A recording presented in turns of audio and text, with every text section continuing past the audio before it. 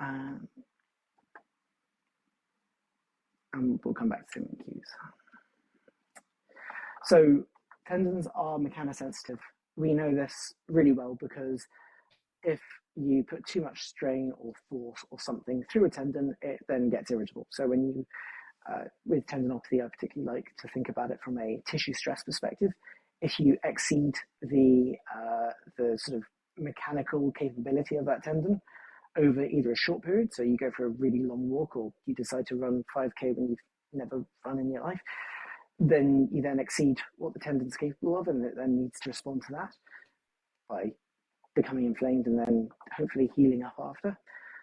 But then we also know that in terms of its healing process, it then relies on strain and forces to be put through it to then create the healing processes we need to make it stronger. So that's where, again, it's really important to remember that Shockwave isn't a monotherapy, it's something that goes alongside of rehabilitation programs.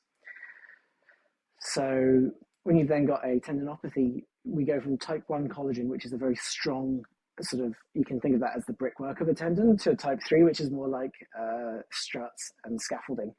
It's going to be a little bit more flexible. It's good for joining bits of tendon fibers together and being converted to type 1 collagen, but it's not a particularly helpful thing for creating a strong tendon.